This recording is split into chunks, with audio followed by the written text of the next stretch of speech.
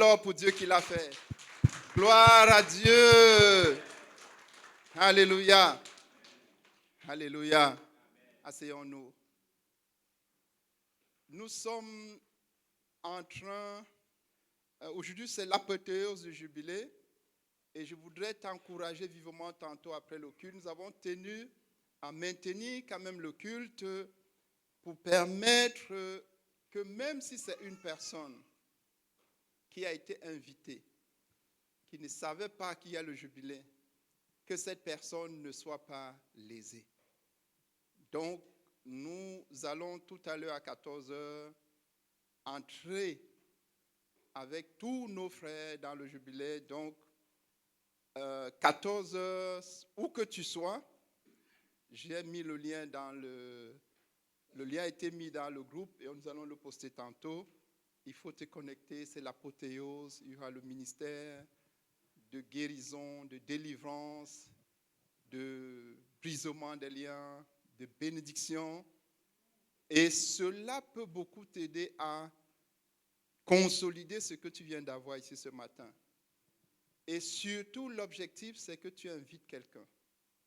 Parce que tu auras le temps d'arriver à la maison, invite un voisin, invite un frère, invite un ami, où qu'il soit. Dis-lui, voici le lien, connecte-toi, je te fais, tu auras une surprise. Dis-lui, connecte-toi, invitons. Si chacun de nous pouvait faire l'effort d'inviter au moins 2 personnes, 2 non-croyants, ce serait merveilleux. Ou 2 malades qui ont besoin de guérison. Ou 2 non-croyants qui ont besoin du salut. Ou 2 personnes qui sont troublées, qui font des insomnies, qui sont troublées, qui n'arrivent pas à dormir, qui sont troublées par les démons, par les méchants esprits. Invite-les. Gloire à Dieu. Et donc à 14h, nous serons à l'unisson, connectés à nos frères à travers le monde par ce moyen que le Seigneur nous a donné. Et donc, on ne va pas le faire ici pour des contraintes pratiques. On aurait dû, mais on n'a pas eu le temps de s'organiser. Mais là où tu es, connecte-toi et nous allons terminer la célébration de ce jubilé ensemble.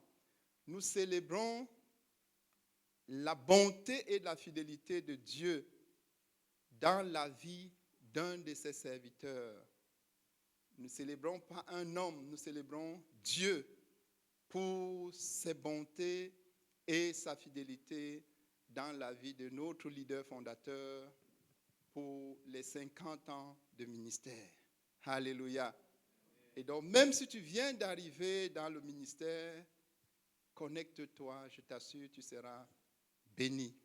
Gloire à Dieu. Alors, nous allons prier. Je vais inviter quelqu'un à prier pour la parole. Nous allons baisser la tête et supplier vraiment le Seigneur qui est là avec nous, qu'il nous parle, qu'il parle à chacun de nous et que la parole atteigne le cœur, la destination de la parole de Dieu, ce sont nos cœurs. Seigneur notre Dieu, nous te bénissons. Nous te rendons grâce, Seigneur notre Dieu, de ce que tu nous as donné ta parole, Seigneur notre Dieu. Seigneur, ta parole, Seigneur notre Dieu, nous l'attendons avec expectation.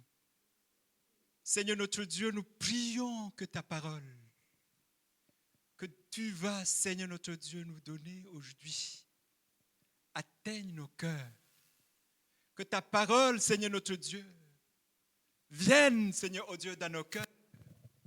Que ta parole, Seigneur notre Dieu, atteigne, Seigneur, oh Dieu, notre esprit. Que ta parole, Seigneur notre Dieu, atteigne, Seigneur, notre âme. Nous prions, Seigneur, que comme la pluie, Seigneur notre Dieu, que tu envoies ne repart pas, Seigneur, oh Dieu, sans avoir fait, sans avoir accompli ce que les doigts faire. Nous prions que ta parole également, Seigneur notre Dieu, ne retourne pas, sans avoir accompli ce que les doigts accomplir, Seigneur notre Dieu.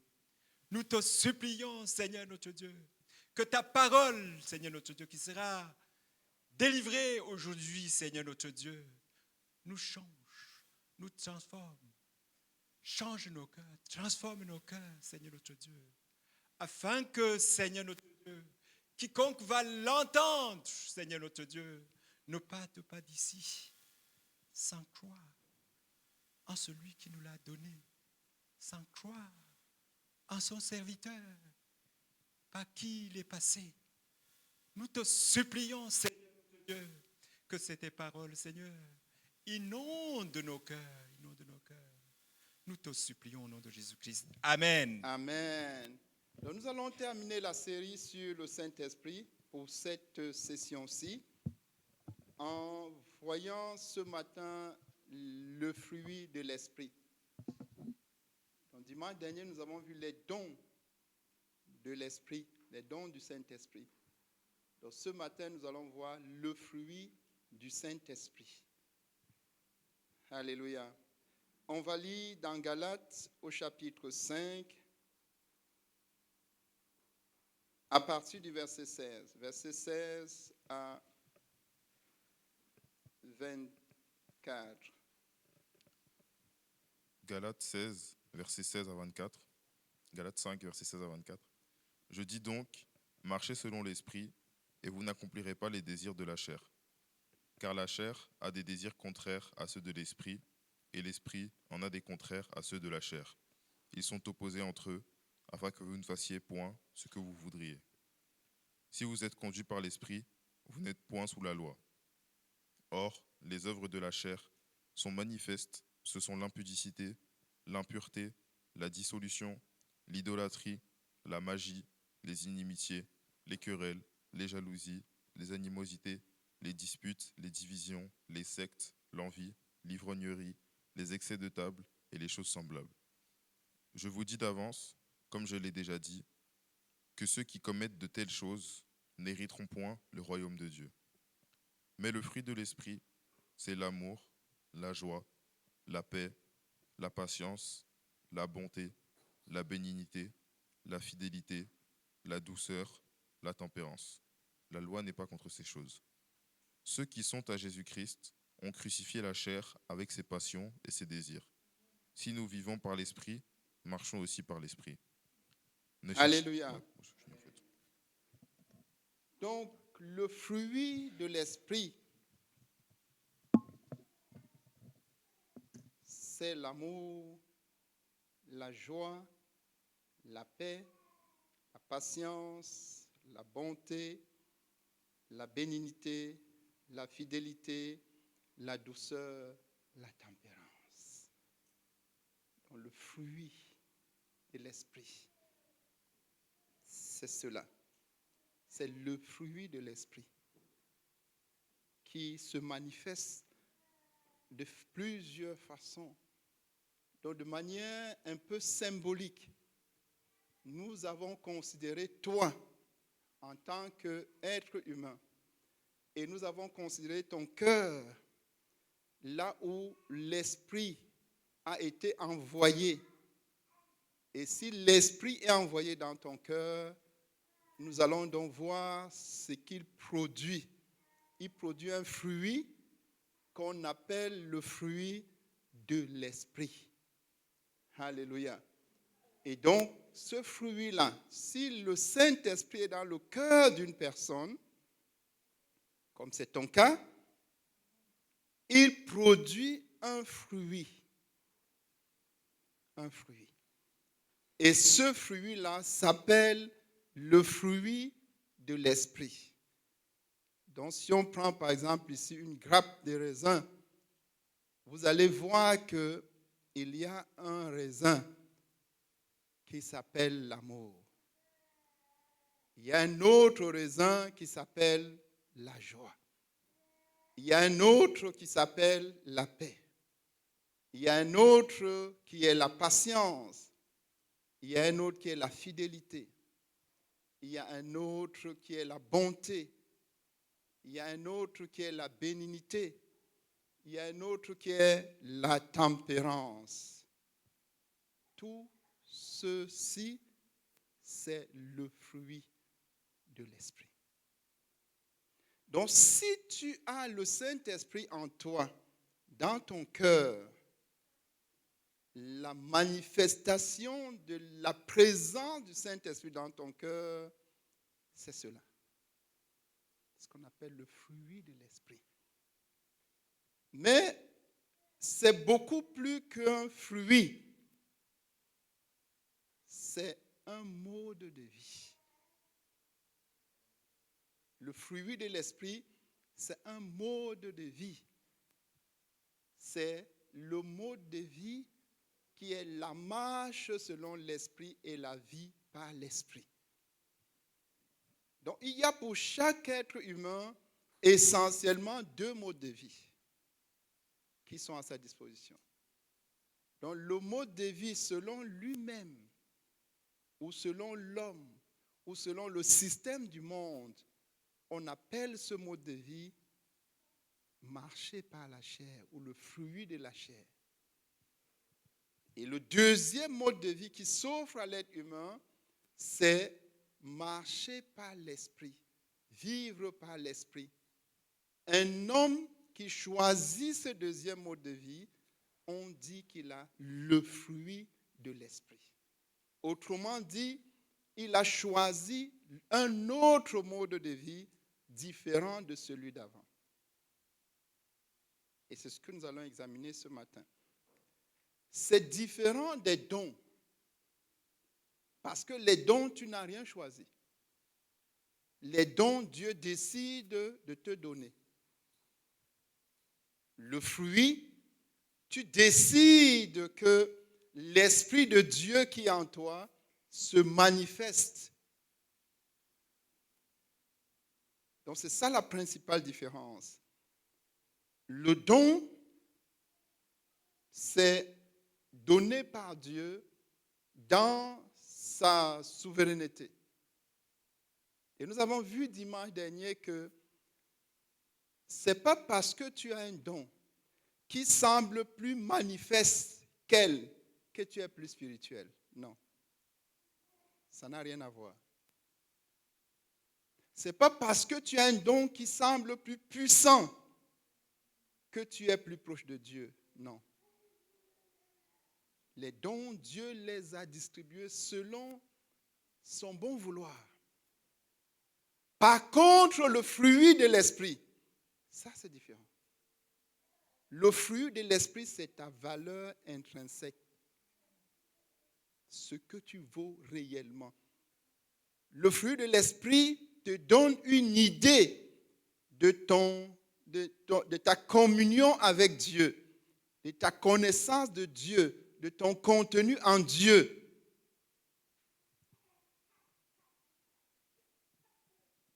Le fruit de l'esprit va beaucoup dépendre de toi. Le don dépend uniquement de Dieu. Donc ça, c'est une différence nette. Et donc, s'il y avait à féliciter les gens, on ne féliciterait personne parce qu'il fait la démonstration des dons de l'esprit. N'est-ce pas? Mais celui qui manifeste le fruit de l'esprit pourrait être félicité. S'il y avait à classer, que Dieu nous préserve de le faire, mais s'il y avait à classer celui qui manifeste le fruit de l'esprit serait au-dessus. Parce que cela prouve qu'il a une profondeur dans sa communion avec Dieu. Cela prouve qu'il a une certaine connaissance de Dieu, une certaine proximité avec Dieu. Cela prouve qu'il est un homme ou une femme spirituelle. On peut manifester de puissants dons spirituels sans du tout être spirituel. Tout le monde comprend? Oui. Mais on ne peut pas manifester le fruit de l'esprit sans être spirituel. Donc c'est pour cela que nous avons voulu terminer par ceci, parce que c'est le plus précieux. Gloire à Dieu. Donc il y a le fruit de l'esprit qui va se manifester de ces 9 façons. Comme le don aussi, on avait vu qu'il y avait 9 dons individuels. Ici, il y a aussi 9 manifestations du fruit de l'esprit. Nous allons rapidement les parcourir et nous allons faire une étude plus exhaustive à l'étude biblique à laquelle nous t'invitons. Le premier, qui est la base de tout, c'est l'amour. Donc, en réalité, ce passage-là, si vous réfléchissez très bien dessus, il devait être mis, le fruit de l'esprit, c'est l'amour. 2 points, la joie, la paix, la patience, la fidélité. Et vous allez comprendre tantôt pourquoi. Okay?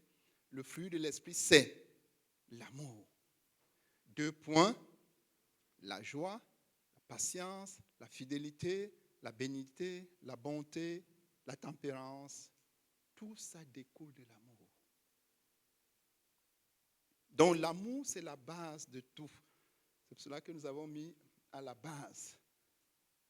Pourquoi? Parce que la Bible nous dit dans Romains 5, verset 5, que Dieu a déversé son amour dans nos cœurs par le Saint-Esprit. Donc celui qui a le Saint-Esprit a l'amour de Dieu. Et s'il laisse manifester cet amour-là, il va donc avoir un aspect du fruit de l'esprit qu'on appelle l'amour. Pour aimer. Donc l'amour ici n'est pas un sentiment. C'est une faculté spirituelle, c'est une disposition de cœur qui consiste à voir la personne envers qui tu veux manifester ton amour comme étant une personne que Dieu aime. C'est le débordement de ton amour pour Dieu qui va couler vers la personne. Cela n'a rien à voir avec la définition mondaine de l'amour.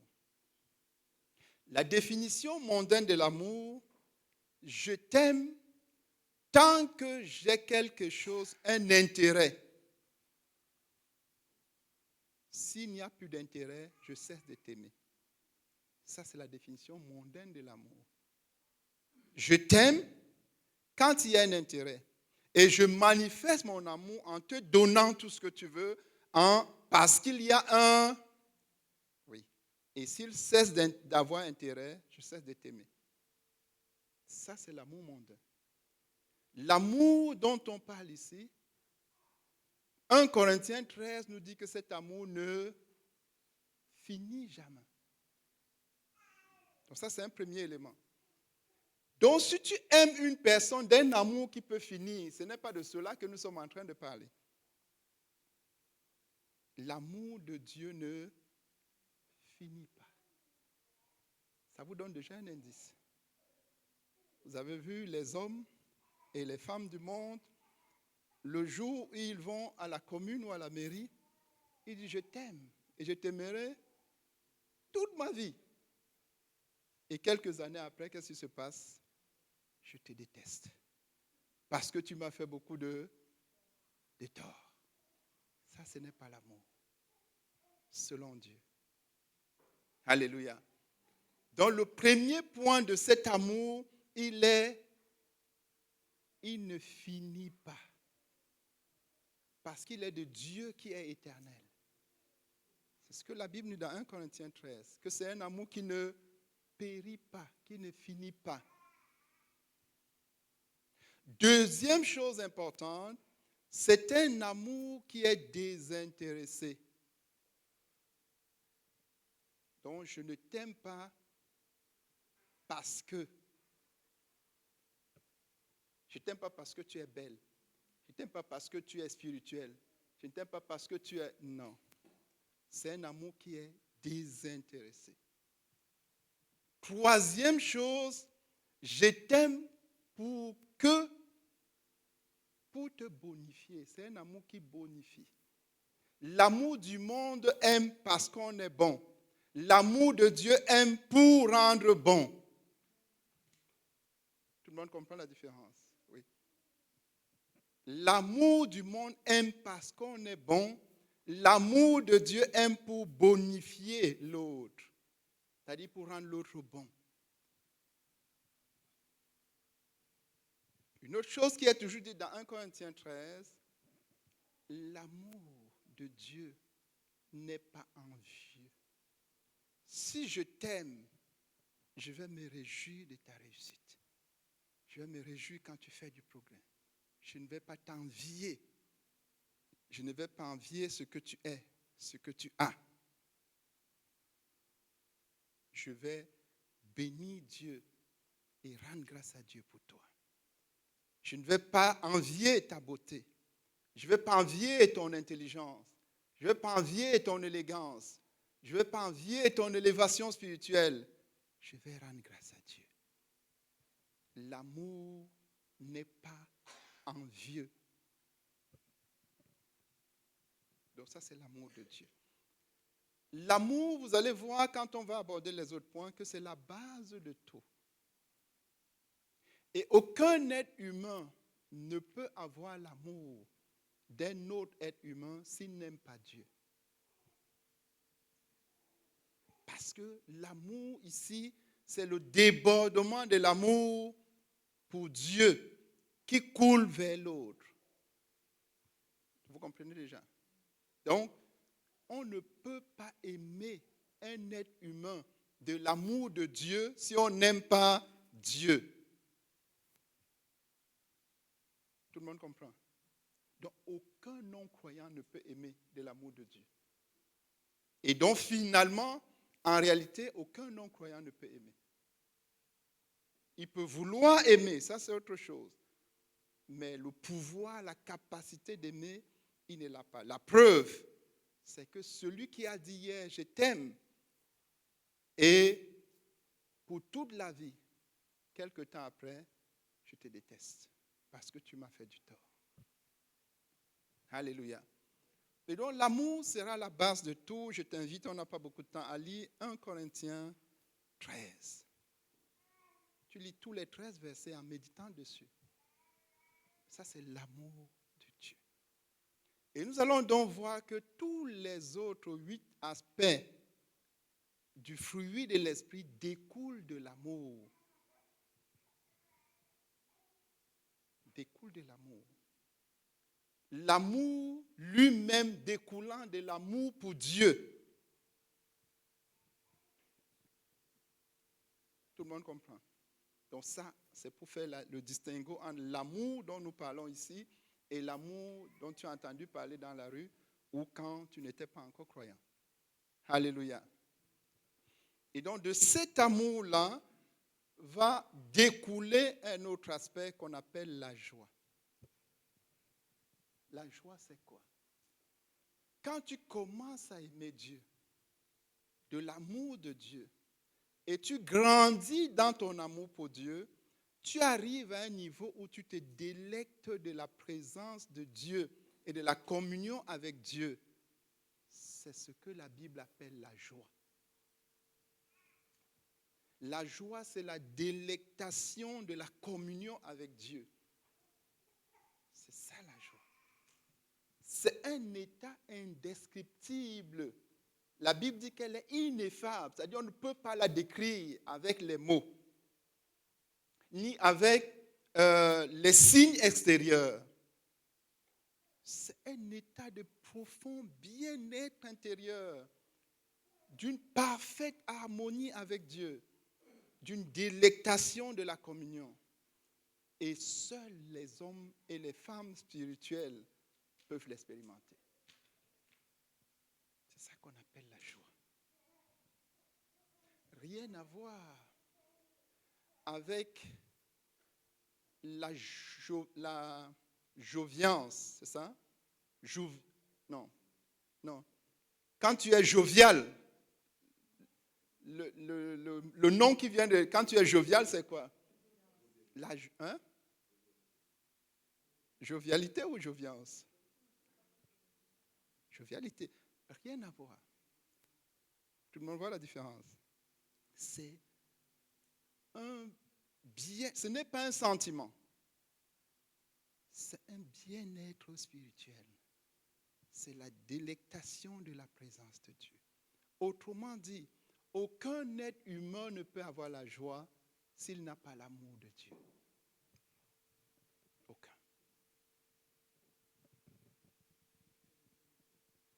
Donc la jovialité, ce n'est pas la joie.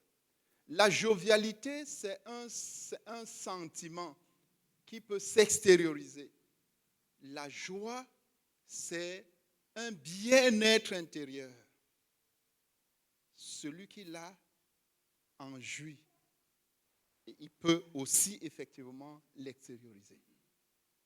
Tout le monde voit la différence.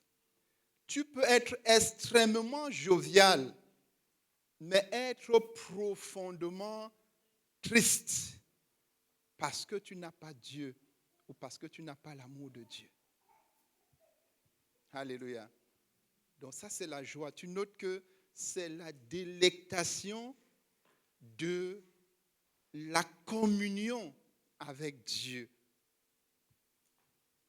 Donc l'état émotionnel dans lequel tu es, quand tu te délectes d'un bon repas, qui ici aime manger?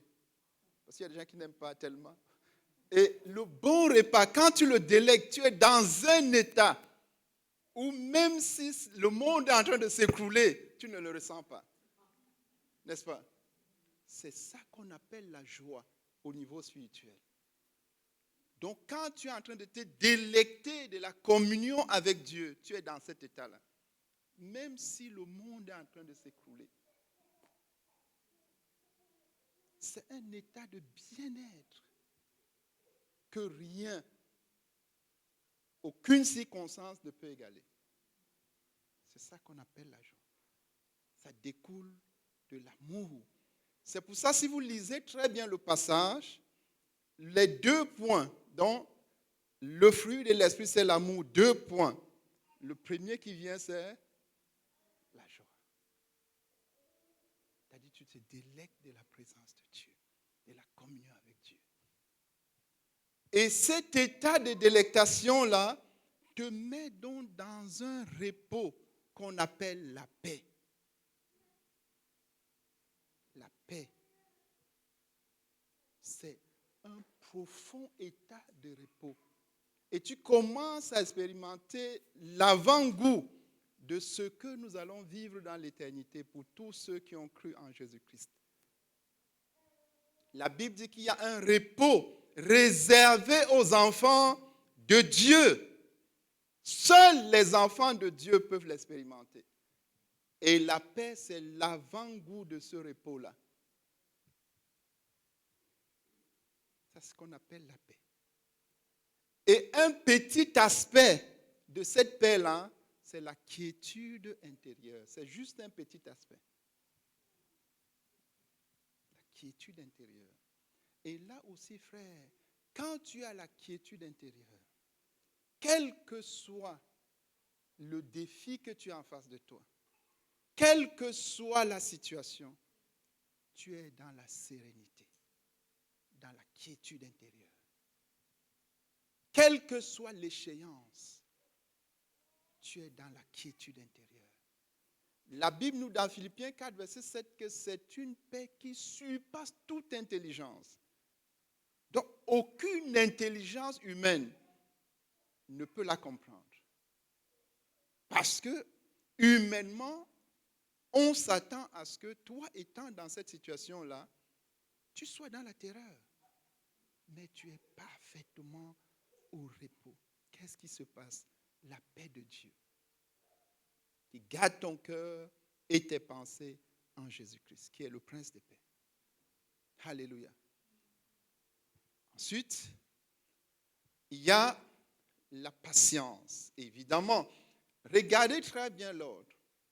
Si tu es en train de te délecter de ta communion avec Dieu et tu es parfaitement au repos, tu seras patient. Tu vas savoir attendre. Et la patience est un grand remède pour plusieurs maux. Vous voyez les hyperacidité, hypertension, hypercholestérolémie, tous ces hyper-là, la plupart sont dus au manque de patience qui produit l'agitation intérieure qui elle-même va produire le déséquilibre au niveau des cellules et autres et au niveau des hormones. Donc la patience. Alléluia. On continue.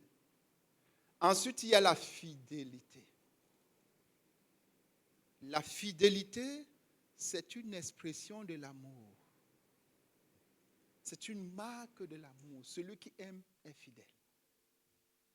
La fidélité, c'est la capacité spirituelle de tenir son engagement envers l'homme, envers une institution, envers Dieu. La fidélité, c'est la capacité de tenir son engagement. Et la fidélité vient du cœur. Ça veut dire quoi? Si tu n'as pas été fidèle envers lui, tu ne seras pas fidèle envers elle. Si tu n'as pas été fidèle envers une institution, tu ne seras pas fidèle envers un homme. Parce que tu n'as qu'un seul cœur. Tout le monde comprend? Oui. Et si tu as été fidèle, infidèle, dans une moindre chose, tu seras infidèle dans les autres choses. Parce que c'est un aspect du fruit. Vous avez vu au-dessus. Donc si on prend un raisin, c'est le même. Tu ne peux pas dire, je suis fidèle ici et non. Donc ce point est très important, la fidélité. C'est la capacité de tenir sa promesse contre vents et marées. Si j'ai fait une promesse, je m'en tiens. Et frères et sœurs, quand je parle de ça, je tremble parce que je vois l'état de l'Église. Comment les gens sont prêts, comme la facilité avec laquelle les gens rompent leur engagement. Ils rompent leur engagement.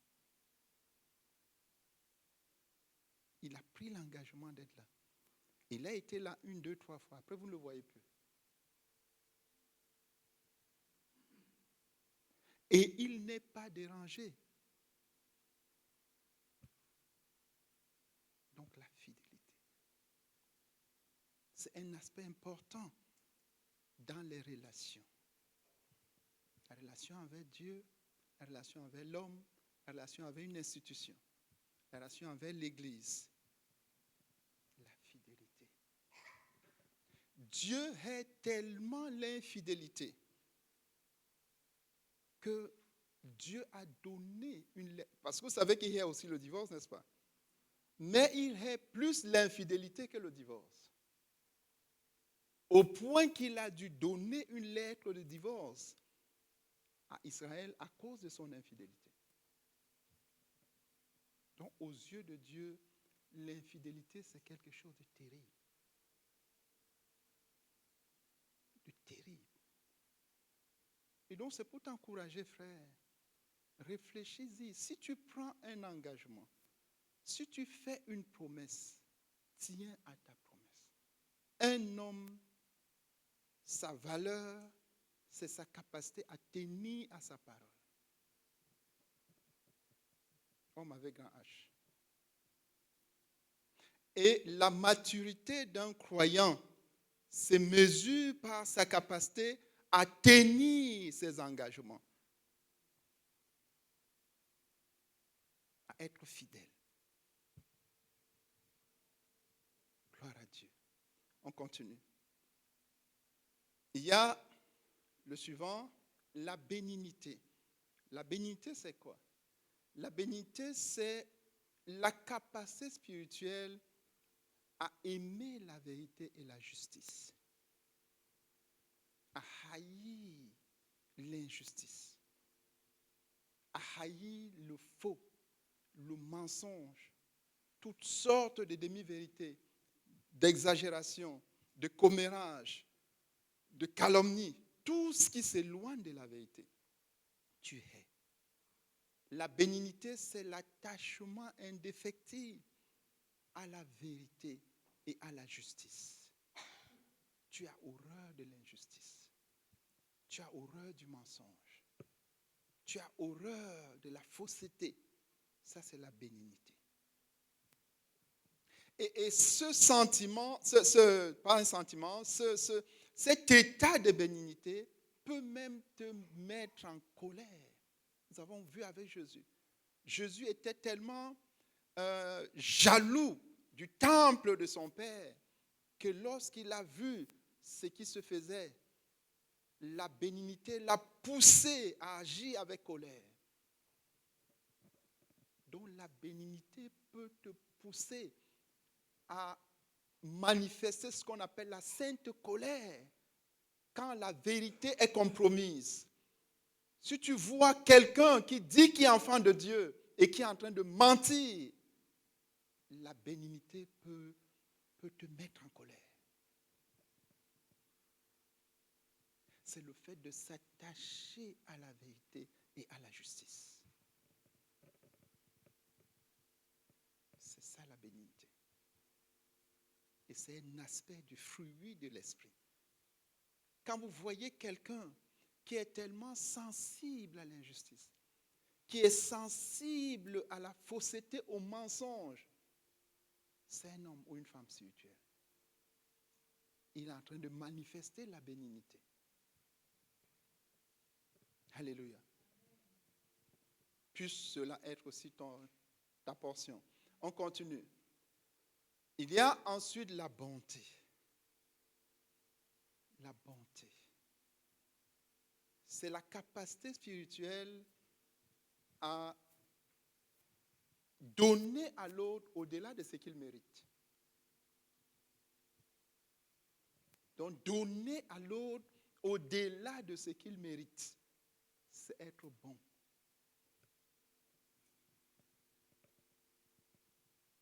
C'est la capacité de donner à l'autre au-delà de ce qu'il mérite. Tu peux décider d'être juste. Vous voyez qu'ici, qu'il n'y a pas le fait d'être juste, n'est-ce pas? Tu peux décider d'être juste. Être juste, c'est aussi une disposition de l'esprit. Mais quand tu commences à manifester le caractère de Christ, la bonté va l'emporter. Ça veut dire être juste, c'est donner à l'autre exactement ce qu'il... Oui.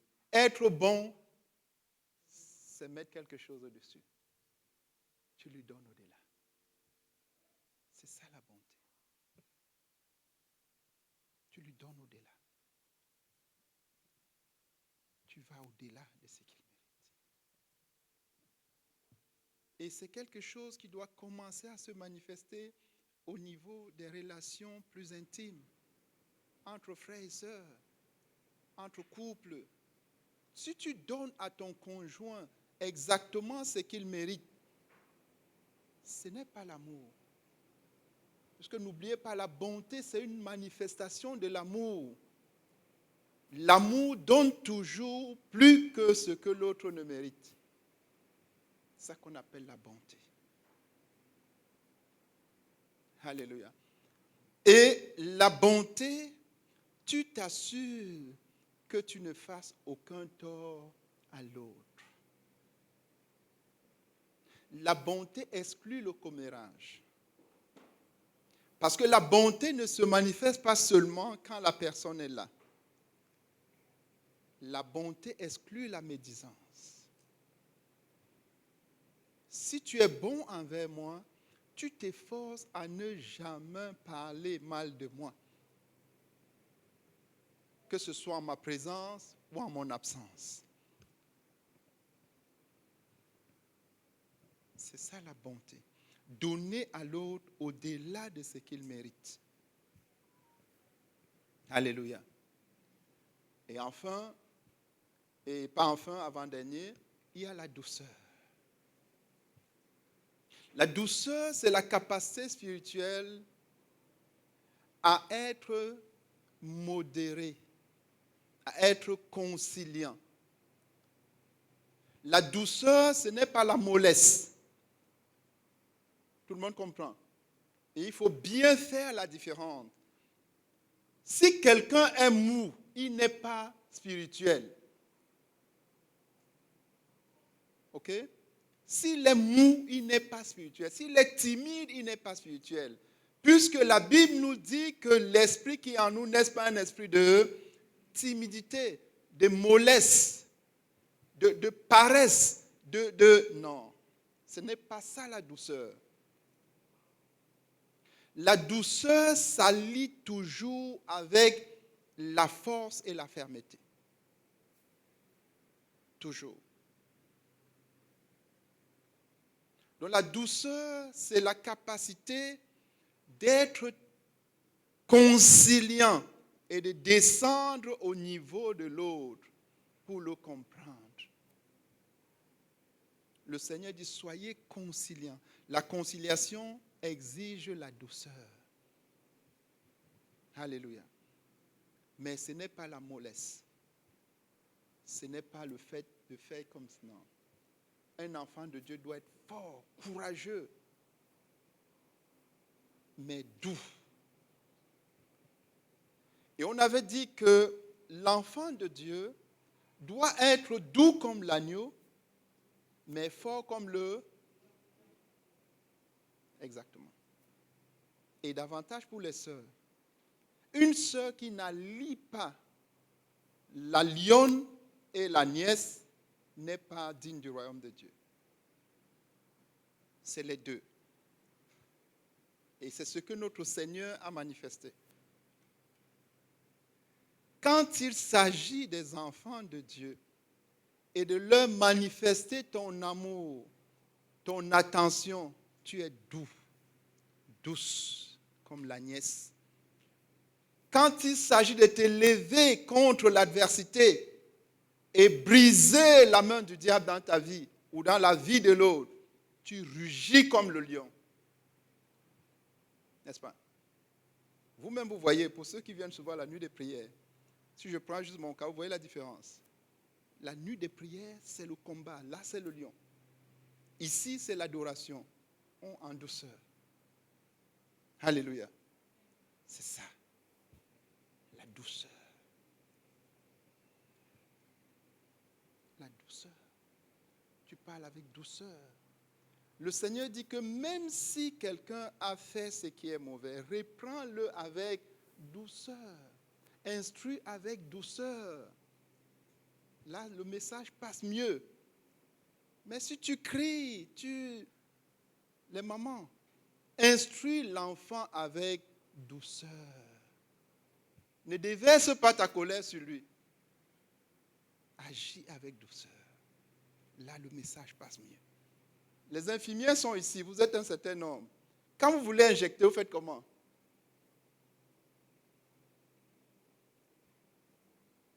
Tout, quand vous voulez injecter, c'est tout doucement. Si quelqu'un vient, il fait ça. Vous voyez que tout doucement, la personne n'a rien senti. Mais c'est passé, n'est-ce pas? Oui. Donc la douceur. Alléluia. Agir avec douceur. Et quand il faut exercer l'autorité spirituelle, ne pas être mou. Ne pas être mou. L'adversaire est là, le diable est là. On ne doit pas être mou. Ce n'est pas envers ton mari ou ta femme que tu montres que tu es puissant. C'est envers l'ennemi. Alléluia. Enfin, la tempérance. La tempérance, c'est la capacité spirituelle à se maîtriser, à se retenir. Voilà, exactement, c'est la même chose. Mais c'est plus que la maîtrise de soi. La tempérance est absolument indispensable, particulièrement pour maintenir la sainteté. Donc, lis pour nous Tite 2 au verset 5.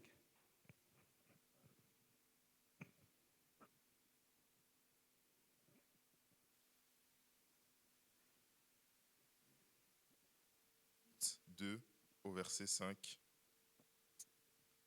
À être retenu chaste, occupé. Être retenu, être retenu et chaste.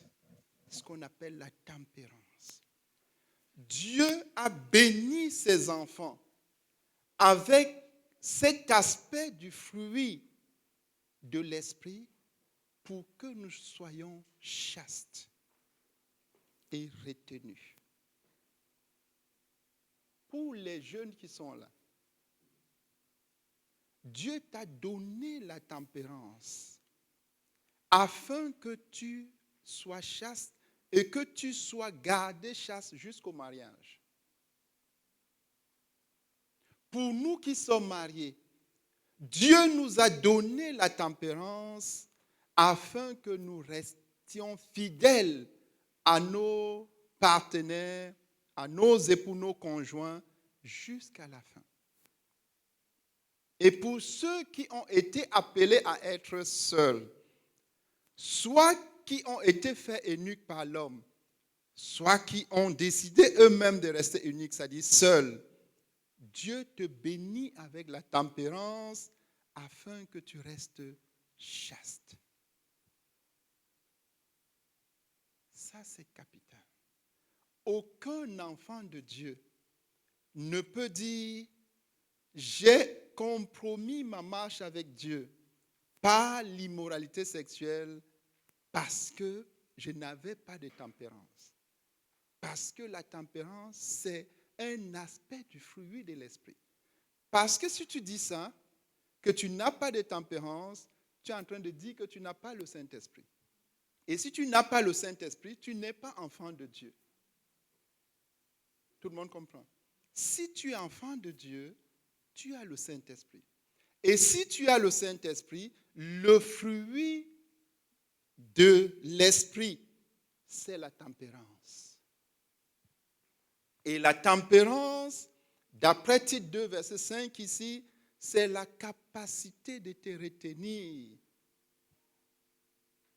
La capacité de rester chaste. C'est une capacité surnaturelle que Dieu a donnée à ses enfants. Alléluia. Qui peut te garder dans une sainteté absolue. Donc, si la tentation arrive, dis à la tentation que je suis un enfant de Dieu et que l'Esprit de Dieu est en moi. Et parce que l'Esprit de Dieu est en moi, je suis tempérant. Donc, je me garde chaste.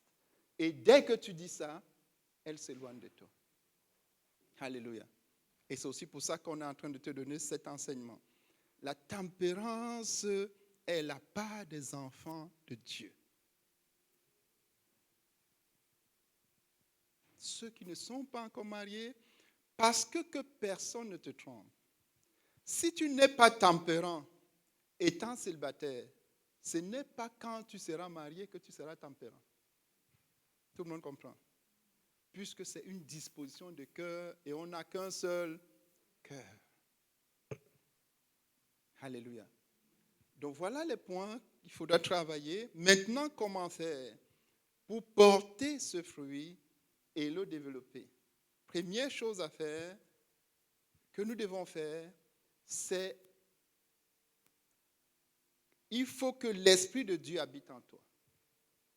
Ça, c'est la première chose. Que l'Esprit de Dieu habite en toi et que tu gardes et tu sois conduit par l'Esprit. Donc ça veut dire simplement quoi? Si tu n'es pas né de nouveau, ceci n'est pas possible.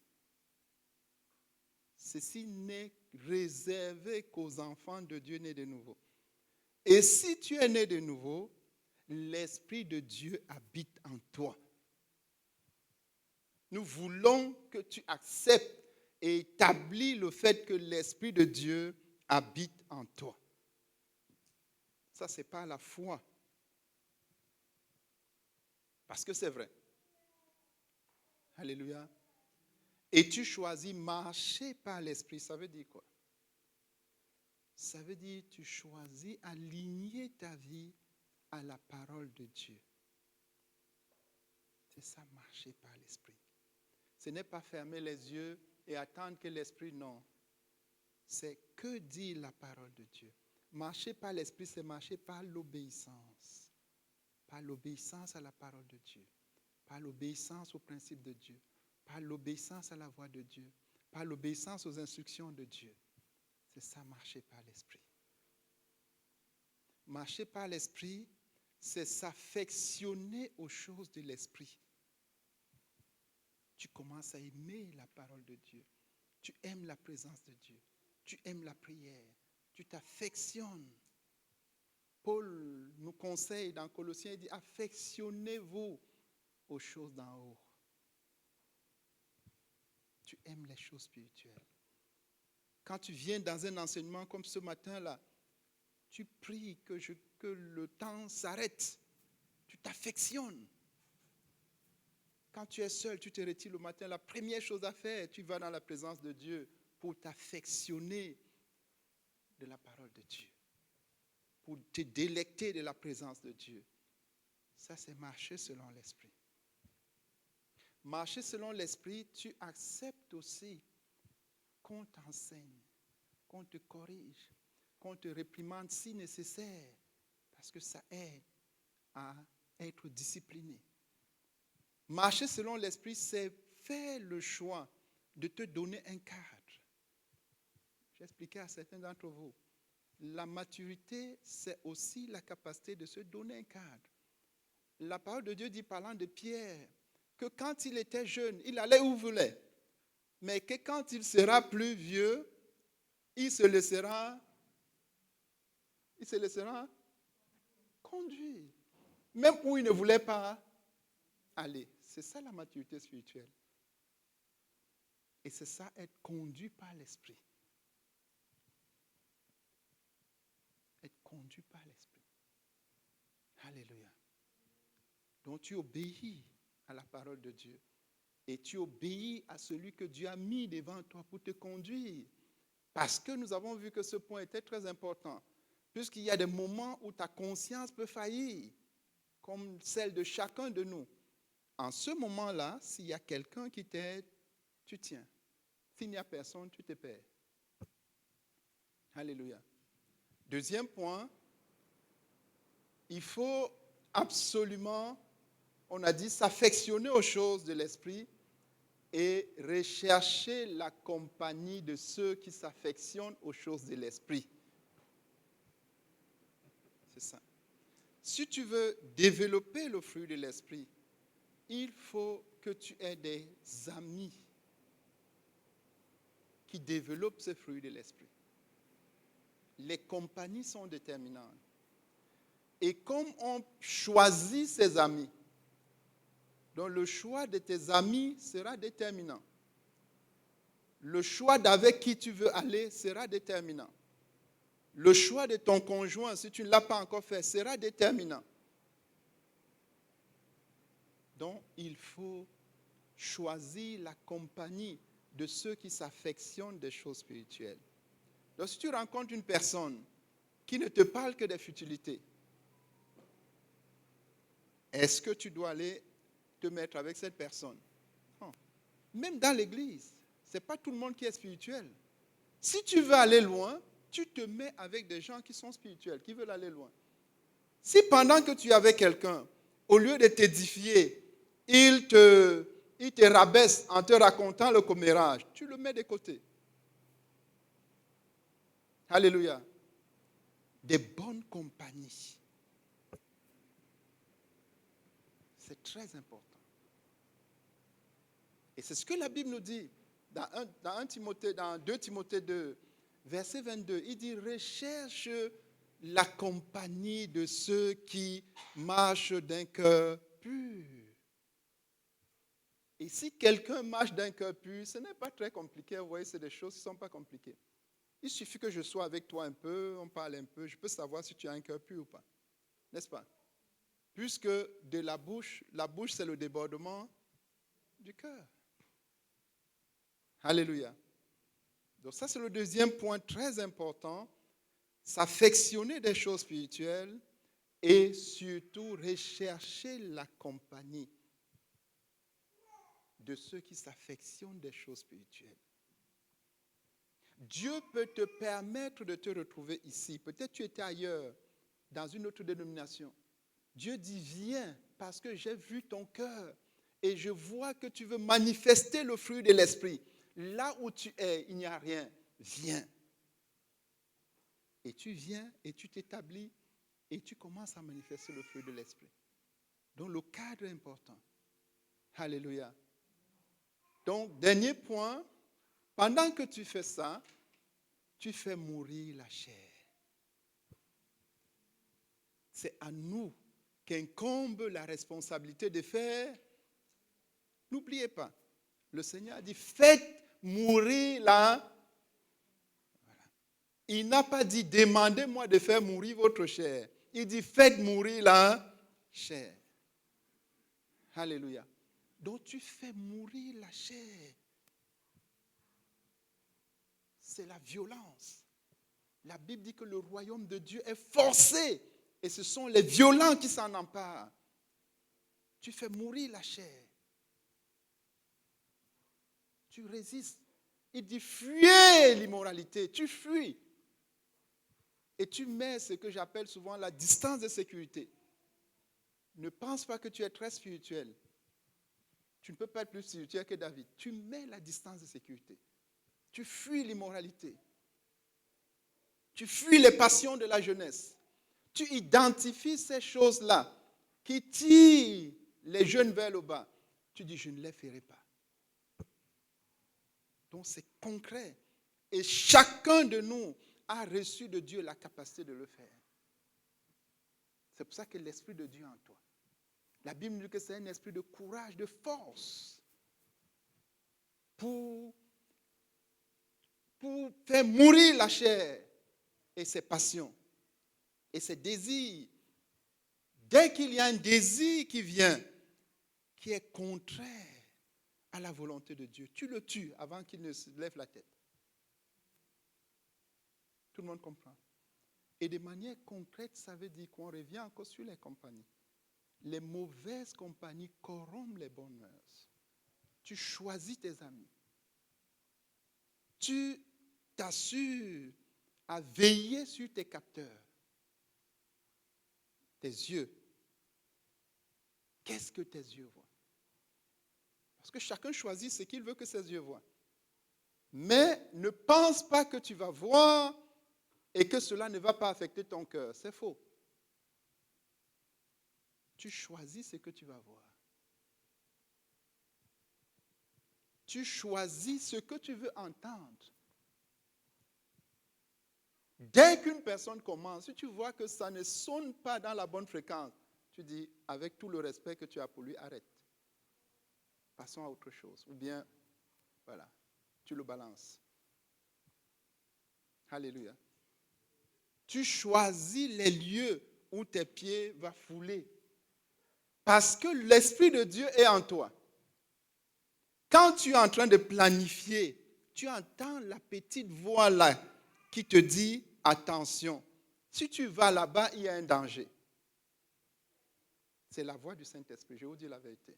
Si tu es sensible à la voix, tu dis, ok, je n'y vais pas. Mais si tu désobéis et tu ne vas pas commencer à prier que Dieu te protège, non.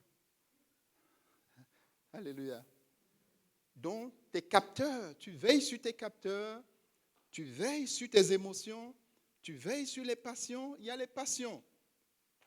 Dieu, nous ne sommes pas seulement esprit. Il y a nos émotions et tout, mais l'esprit a l'ascendant sur le reste. Donc, tu peux prendre l'autorité en tant qu'enfant de Dieu et commander à cette pulsion de s'arrêter. Elle s'arrête. Alléluia. C'est pour ça qu'on a eu la tempérance. Donc, tu t'éloignes des mauvaises compagnies. Tu choisis tes amis. Si tu veux aller très loin, même dans l'église, tu sélectionnes. Dieu n'a jamais dit que tout le monde à l'église doit être ton ami. Il a seulement dit que nous devons nous... c'est deux choses différentes.